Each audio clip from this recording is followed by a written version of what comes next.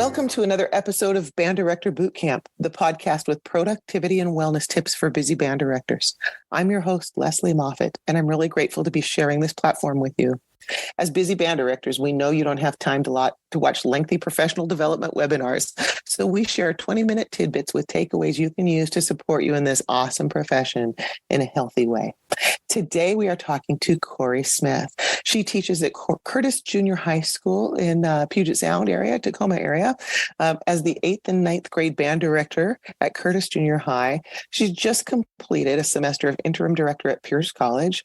She serves as our Mountain Region president on the WMEA board in Washington. Let me just say thank you very much for serving our state in that role.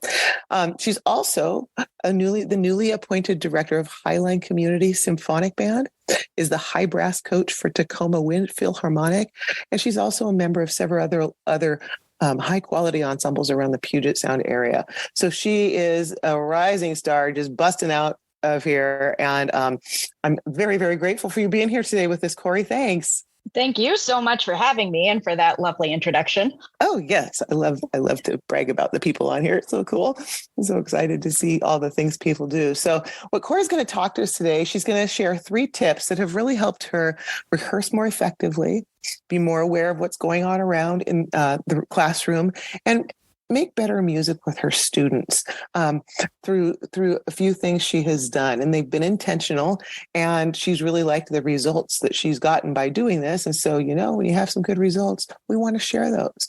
So before we jump in and tell everybody your 3 tips and the like, let's sort of set the scene, Cori. Tell us a little bit about your journey for becoming a music educator, band director. Why are you in this life?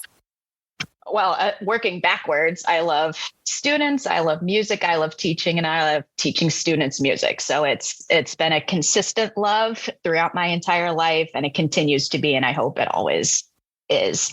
I was lucky enough to be adopted when I was 9 months old, and my parents quickly found out that music was something that was going to be really important for me, from fantastic kid tunes in the car to musicals growing up to we had a fantastic steel drum band and elementary music program where I grew up in the Tri-Cities.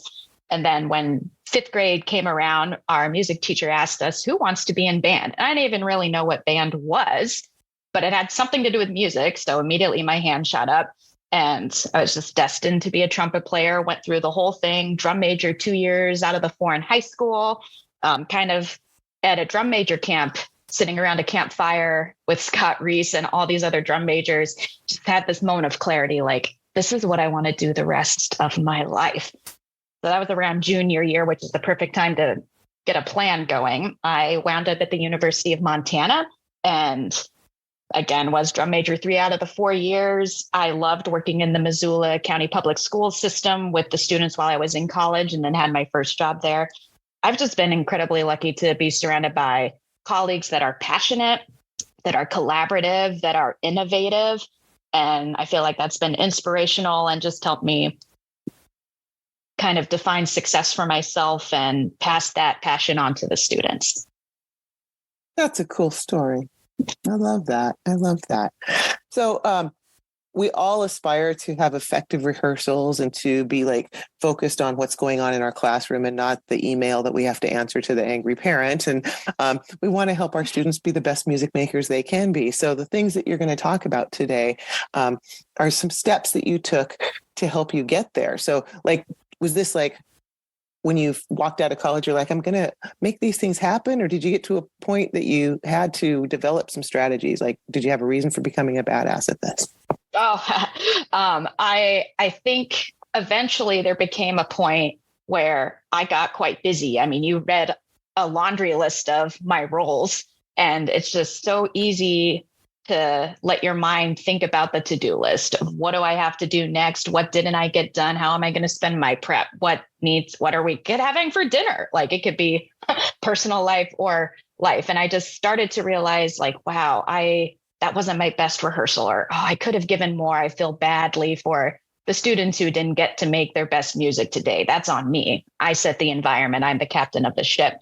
And so it was maybe a couple years old that I really started getting into tennis. And I've always been a tennis fan, And what I wasn't expecting, what was a really fun surprise, was how many parallels between tennis and my job I wound up finding. I like it because it's active both mentally and physically. There's a really great mix of fundamental elements, from the strokes, the serves, the patterns of the play, with that live in the moment decision and the surprises and all that sports magic.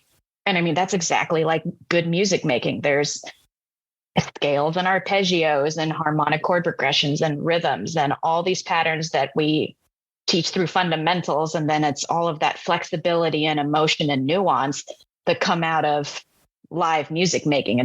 We're a living, breathing art form, which is so spontaneous, but it's built around those fundamentals. I love that I'm not in charge of my tennis leagues that I play in. I play in 5 different leagues. I just get to be an engaged, fully committed participant. But what that lets me do is it lets me watch our captains from a different perspective. I love being a part of organizations where the leaders are passionate and knowledgeable. That's like my favorite 2-punch combo, is passion and knowledge. And so it's a constant reminder of what it feels like to be in a band where the conductor is fully committed and ready to go. So I like that aspect of it too. The endorphins. And that builds so much trust, doesn't it? When you're ready. Absolutely. Yeah. And that trust is essential for being mindful and making great music. I like the endorphins, obviously. It's a great brain break. It's one of the few moments that I'm not thinking about the to-do list. So for me, playing tennis allows me to actively practice being present. Because if you're not present while you're playing a sport like that, you will lose the point, the game, set, or the match. So the feedback is instantaneous. And I started to notice that by using some of the tricks I use on the court, I'm able to just be a better rehearser. Awesome parallels. I really think that you outlined them in a different way than than I had seen them or thought of them before. So I appreciate that. So you've got 3 specific tips you wanted to bring to us today. Let's start with the first one. Tell us about evaluating without judgment. That phrase, evaluate without judgment, came from the inner game of tennis. And I think for so much of my life, it was evaluation with a lot of judgment and some shame and some just all these negative emotions that we would never do to our students, but for whatever reason, many of us do to ourselves. And so instead of berating myself if I miss a point, it could be like, what actually went wrong? Oh, I didn't move my feet. Oh, I took my eye off the ball. Oh, I didn't follow through with my racket. Oh, it twisted in my hand. Just making really specific notes. And so when I assume that the kids are trying their best and a mistake happens, it's a good reminder that like there is no judgment. There's something missing in their knowledge base, and it's my job to help them fix it. And so that just keeps everything really surface level. It also allows me to model for them how to teach themselves, because I ultimately want independent musicians. And so by modeling how we handle mistakes, how we improve, how we analyze and support our peers if something's happening, and on the other edge of the coin, how we can celebrate victories and like be a community and celebrate those wins. It takes a lot of pressure off. I think this generation with social media has a lot more stress than we did growing up, because everything's recorded somewhere. Everything is documented. Like I would be a stressed mess too. So It's just that idea of be a goldfish, 10-second memory. It's not personal. It's just a skill that we're all working on and we'll get better. So I like that idea of being analytical, but clinical. It's not personal. I do too. It's a very fresh perspectives. I love this. All right. Talk to us about your second one. The second tip I have is inspired by John Wooden, famous basketball coach, most notably his 12 years at UCLA. And he's famous for many things, not just his pyramid, but the style in which he instructed or corrected was very specific and succinct, and just follows this process of try, analyze, try again, analyze. It's just that constant. There's a lot of repetition. There's a lot of just minute fixes so that their brain can really concentrate on whether it's fixing a free throw or, in my case, fixing a shot or a serve. And so just coming up with all these great one-liners makes your rehearsals more efficient, whether it's breathe in time, faster air, resonant release, pitch. Like eventually they'll start to learn your language and be able to. Obviously, at some point you have to give them the how. But once the how is established and you have that culture, then the one-liners can make for very efficient rehearsing. And thinking about those ahead of time, because you could certainly have a whole long list of those. Right. Some great techniques we're talking about, and I can see how they will, these connections you're making. A lot of us have maybe thought about them on the surface, but this digging is pretty helpful here. Before we get to your final tip, I want to invite our listeners to take a minute and think about how you can put some of these practices that we talk about here on Band Director Bootcamp into practice in your own life. Welcome, Band Director Bootcamp listeners. If you're feeling a bit burnt out and are ready for support and accountability partners in your wellness and productivity, we have an amazing opportunity for you. Join our 90-day virtual bootcamp, a community initiative designed for busy band directors like you who love their job but seek a more sustainable approach. We'll meet weekly, discuss your wellness goals, and develop strategies to help you achieve them. We'll tackle productivity hacks and fine-tune systems for the upcoming school year. With 35 years of experience, I've got some tricks and tips up my sleeve that I can't wait to share. So, as we move into a new season of our lives, if you want to feel empowered and supported by like-minded individuals, this is your chance. Reach out to me at banddirectorbootcamp.com or click on the link in our show notes to schedule a 15-minute call. Let's ensure this is the right fit for you, get you signed up, and embark on this wellness journey together. Because together, we rise. All right, we are back with Cori Smith, and we've got just a couple minutes here to circle back and ask her what her third tip is for us on things that she has intentionally done that help make her rehearsals more effective, help her keep her present with knowing and being more aware of what's going on, and helping her students be better music makers. So we talked about evaluating with judgment, and you talked about how you take John Wooden's style of coaching and use that with students. And then your third one that we're going to talk about is your sticky note mantra. So tell us about the sticky note mantra. That's probably the most tangible thing that I can suggest for directors who are also struggling with being present, with making sure that they are fully aware and listening and tuned into their students during rehearsals.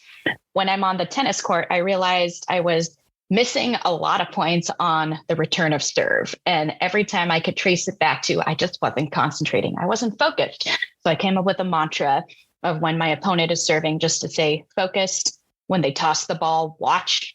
And then when they hit the ball, play. So focus, watch, play, which kind of goes back to the Wooden-Style succinct instruction idea too. But in my band room, I came up with the music is here. And I just put that on the sticky note on the corner of my music stand, or I put it on my computer if someone's talking to me in the office, because that's an easy distraction too. No, eyes on the student, body turned, the music is here. You are the music. And so there's so many kids, whether they share it with us or not, where band is the best part of their day. And that's always my goal, is to make music the best part of the day. And in order to do that, I feel like I need to be there completely. So that's how I have solved it. It's just the reminder until it becomes a habit. And sometimes some parts of the year, I need that reminder more than others. So the sticky note can shift its location. But for me, it's just the reminders help create the habits that we want to be permanent. And having played tennis since you were so young, this seems like it was a pretty natural process for you. You probably didn't have to hit some rock bottom where your classes were total chaos before you came to this. It doesn't sound like. I don't think I can count any total chaos days, near chaos earlier in the career. But the tennis journey didn't quite start when I was a little kid. It's only been the last couple of years where it's been more serious, which has been nice, because it's the past couple of years where I feel like my ensembles have made some really good music. Yeah, and the just something you touched on that many of our guests have touched on, and we can't say it enough, is you have an interest that's outside of your music, so that you're not just music band directing all the time. How come you think that's important? Oh, it's incredibly important. The pandemic illuminated how strongly my identity is tied to being a band director, because of how strongly I felt like completely disassociated or lost even. And so it also provided that impetus to really dig deep and realize, you actually love a lot of things. You like to read, you like to go hit tennis balls, you like all of these other things. Delve into that. We don't know if a pandemic's going to happen again. We just have to be whole people to have that balance. And balance doesn't mean 50-50. Balance can mean like how we tune chords at different times of the year. There's going to be a different tonic, whether it's family or the job or tennis. And the third will be a little less, the fifth, the seventh. So I always think in terms of musical balance rather than equality. Oh, that's absolutely. We need other things. It just helps fill your cup so you can provide more. Yeah. And I went through a long phase as a high school band director where band was my identity in my life. And I expected it to be for the students. And that's a quick way to burn your students out. So if we model those kind of healthy things, it's good for them to see well-roundedness, right? Exactly. It helps us connect to more kids too, if we have more interests. Well, Cori, thank you so much for being here with us today and sharing such really clear examples of these connections that you make between different things and how it pays off in your classroom and the like. Thank you so much for having me. Oh, yeah. So Cori Smith from WMEA's board, I really just want another plug for that service that she provides to our state special here. I want to thank her and to thank all you listeners for joining us on Band Director Boot Camp. You are making a difference in kids' lives through the magic of music education every day. The work you do matters, and so do you. Join us next time on Band Director Boot Camp for another episode of productivity and wellness tips to make your life a little easier.